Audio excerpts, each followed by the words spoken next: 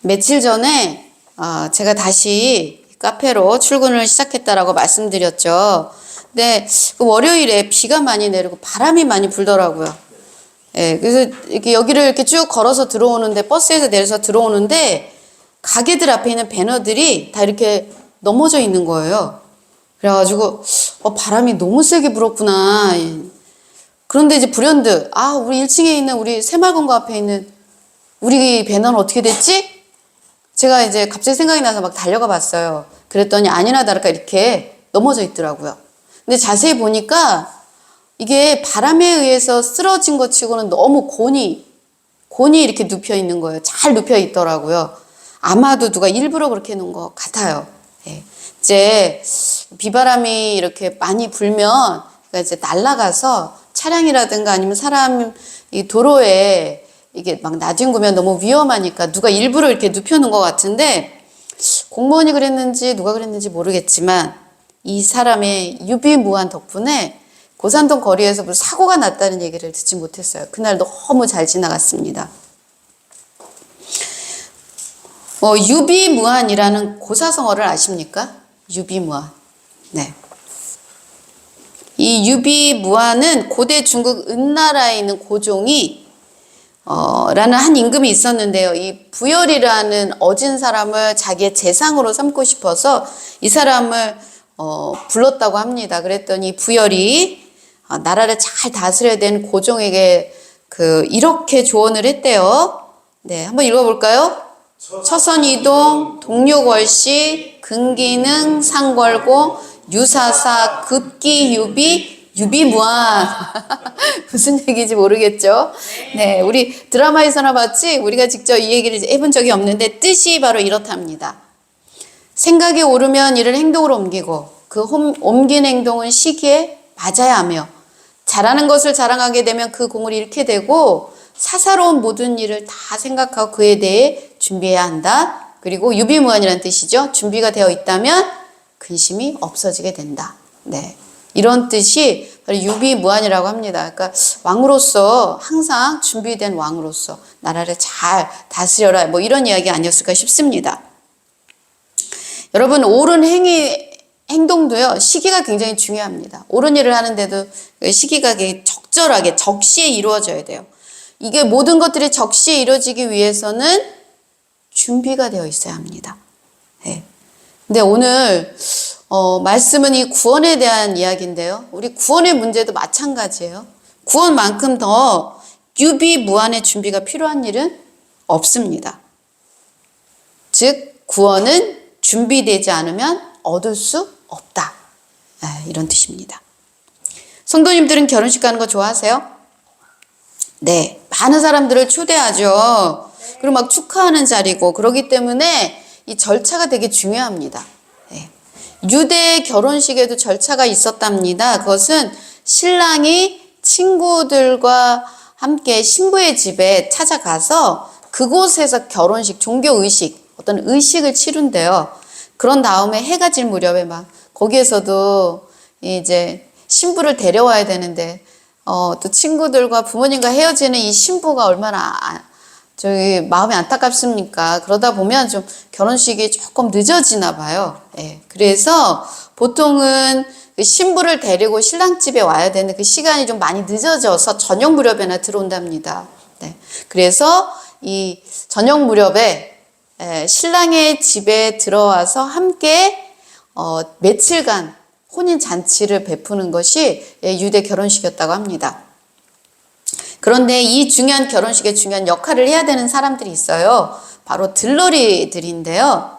이 들러리를 선 처녀들이 신랑의 신부를 친구들과 함께 데리고 들어올 때 등불을, 여기 보이시죠? 등불. 네, 등불을 들고 나가서 환영을 해준답니다.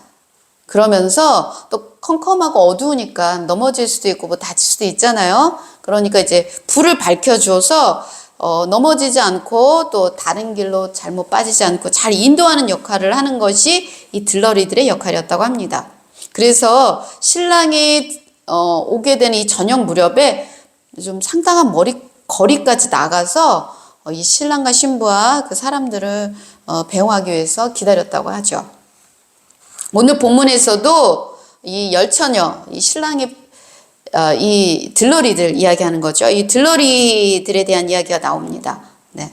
근데 오늘 본문에 나오는 이 신랑은 신부 집에서 뭐 무슨 일이 있었는지 꽤 시간이 지체되었던 것 같아요. 그래서 저녁 일찍 오지 못하고 밤 늦게서야 집으로 돌아오게 되었습니다. 정말 신랑을 기다렸던 열처녀 어떻게 되었을까요? 기다려도 오지 않으니까 이렇게 됐대요. 네. 모두 앉아서 졸거나 자거나 이러고 있었죠. 네. 그런데 한밤중에 갑자기 소리치는 목소리가 들려왔습니다.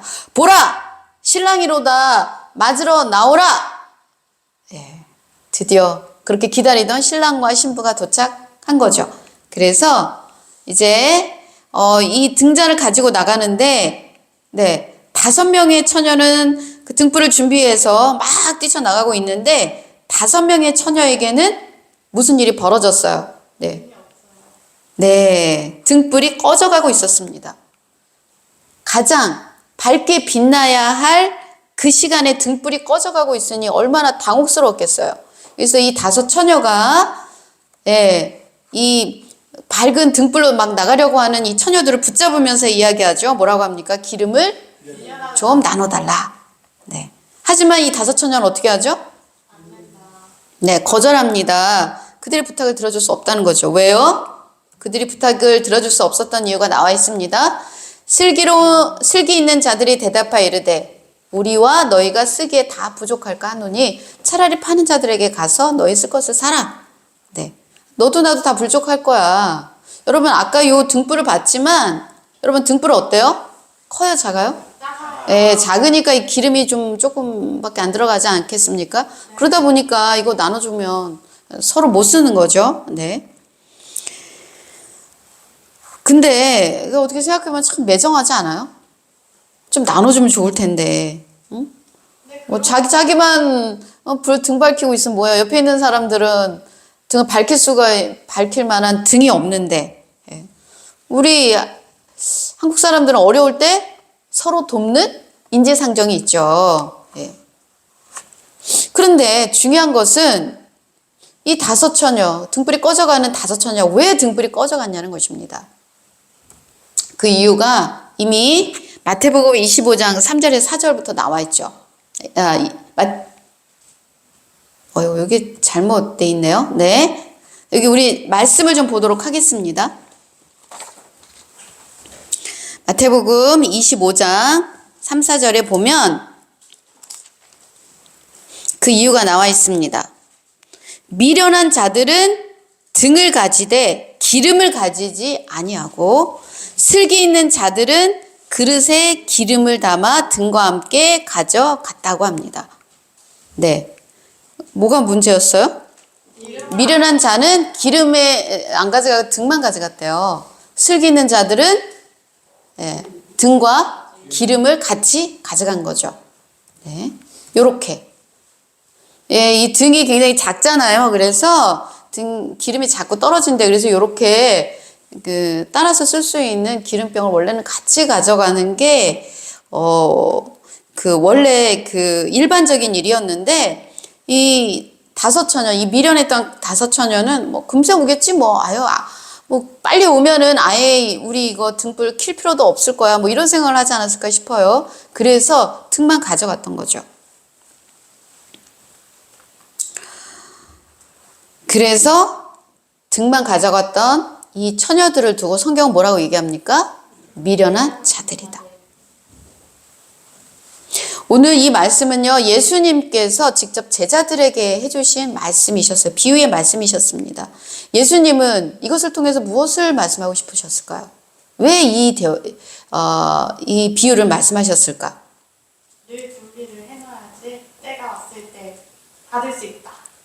정확하십니다. 네. 오늘 처음 예배 참여할 때요, 우리 방한별 우리 자매가 너무 정확하게 보셨습니다. 이 등이라는 거는요, 외면적인 신앙생활을 말합니다. 네. 교회를 가고 말씀을 공부하고 새벽 기도를 다니고 외적인 신앙생활을 말하죠. 그렇다면 기름은요? 기름은 성령을 상징한다고 말하죠. 보통 많은 주석가들이 그렇게 얘기하고 있습니다.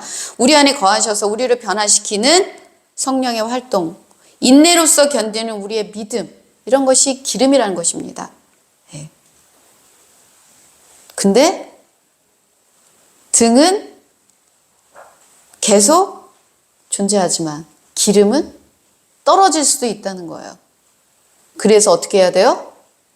자꾸 채워져야 되는 게 기름이라는 거죠. 오늘 말씀이 구원에 대한 말씀이었다는 관점에서 볼 때에 구원에 있어서 우리의 외적인 신앙생활뿐만이 아니라 내적인 성령 충만함이 필요하다는 것을 오늘 이 말씀은 말하고 있는 것입니다. 내가 구원을 받는 것은 내가 교회의 한 성도로서 소속되어 있기 때문에 내가 구원받는 것이 아니라는 거예요. 내 안에 거주하시고 내 안에서 활동하시는 성령의 충만함이 결국은 우리의 구원을 결정짓는다는 것입니다. 우리 희웅이나 우리 희서가 야 우리 주님을 위해서 이것도 해보고 야 반주도 해보고 막 이러자 이랬을 때 우리 희웅이랑 희서가 하는 이야기가 있어요.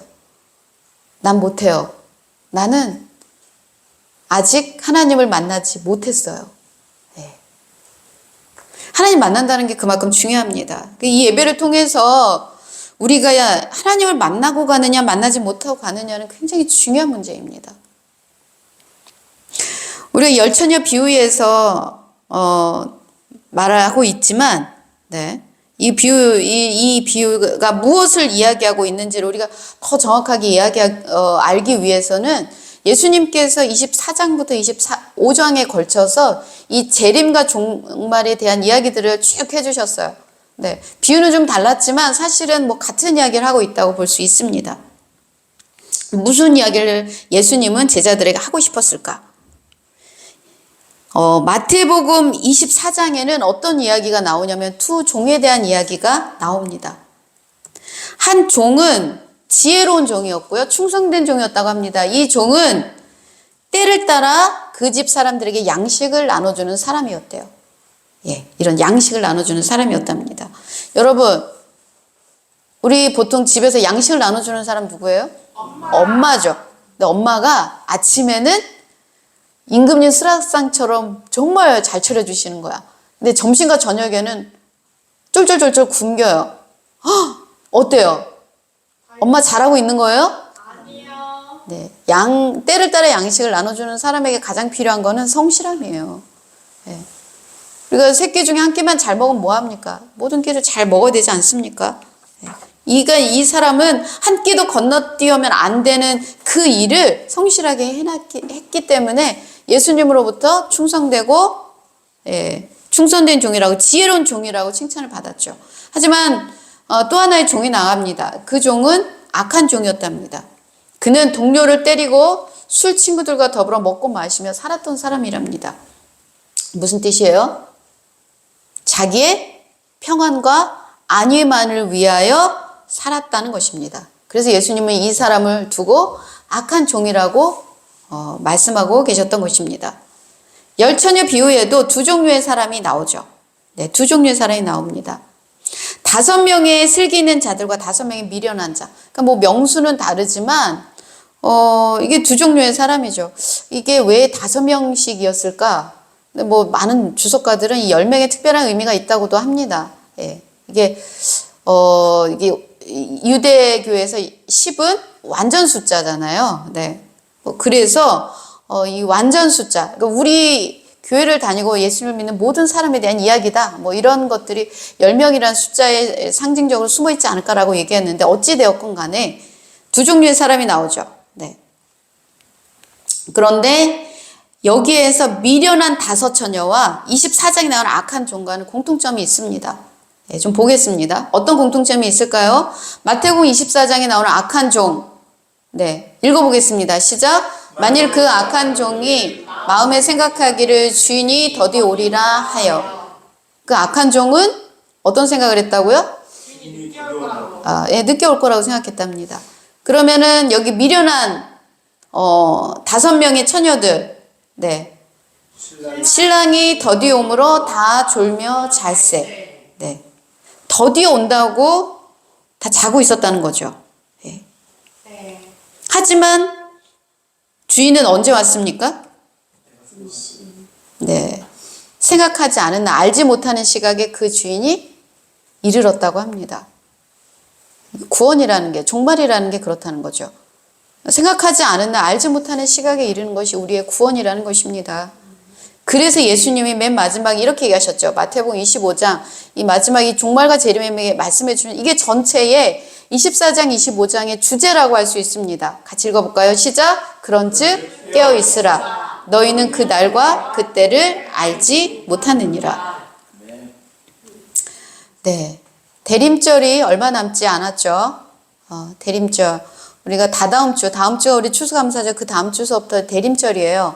카페는 이미 이 성탄 트리를 일부 해서 제가 일주일 내내 막 성탄 캐럴도 막 틀어놓고 막 이랬습니다. 네. 대림절, 이렇게 추워지면서 이 대림절이 시작하는데 어떤 절기죠? 예수님의 다시 오심을 기다리는 절기죠. 그래서 크리스마스가 오기 4주 전서부터 대림절 첫째 주, 대림절 둘째 주. 우리 교회 같은 경우에는 이 대림절을 지키면서 촛불을 하나씩 켜죠. 네.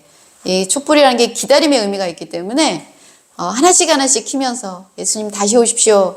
우리 기다림을 담아서 아마 다다음 주부터는 아마 대림절 장식이 들어올 것 같습니다. 네. 우리가 이 대림절을 맞으면서 유비무환의 마음을 좀 가져야 될 것 같습니다. 주인이 다시 오시는 그 날을 준비하고 대비해야 돼요. 그리고 그러기 위해서 우리는 먼저 힘을 내서 우리 믿음의 그릇에 기름을 다시 채워야 한다는 것입니다. 성령으로 충만해서 깨어서 기도하는 일부터 시작해야 된다는 것입니다. 그래서 우리 그 11월에 다니엘 기도회를 하고 있잖아요. 왜 다니엘 기도 16,000여 교회가 참여한다 그래요. 저희 교회도 참여하고 있고요. 네. 그 다니엘 기도회는 저희 교회에서는 목요일, 금요일에 다른 날은 새벽 기도 때문에 못 하고요. 목요일, 금요일에 우리가 모여서 함께 저녁 8시부터 10시 반까지 기도회를 하고 있는데 우리가 왜 이 기도회를 하냐면 이 대림절을 준비하기 위한 기도회라고 할 수 있을 것 같습니다. 1일부터 21일까지. 네. 어저께 우리 문동희 선생님은 집에서 이 조혜련 씨의 간증을 집에서 좀 들었어요. 우리가 여기서 예배를 드릴 수 없어서. 근데 너무 은혜스러웠대요. 네, 은혜스러웠다고 하더라고요. 우리가 정말 이렇게 기도함으로 성령의 기름을 다시 채웠으면 좋겠습니다. 네, 슬기로운 처녀들처럼 등불 속에 기름을 넉넉하게 채우셔서 주인이 돌아오시는 그날 기쁘게 좀 맞으러 나가시기를 주님의 이름으로 축원드립니다. 기도하시겠습니다. 하나님 아버지 감사합니다. 우리에게 남겨진 시간들을 바라볼 때 주인이 더디 오리라고 생각하였던 어리석고 미련한 마음이 아니라 언제든지 오시든 준비된 마음으로 기쁘게 맞으러 나갈 수 있는 슬기로운 처녀 같은 인생을 살게 하여 주시옵소서. 예수님의 이름으로 기도드립니다. 아멘.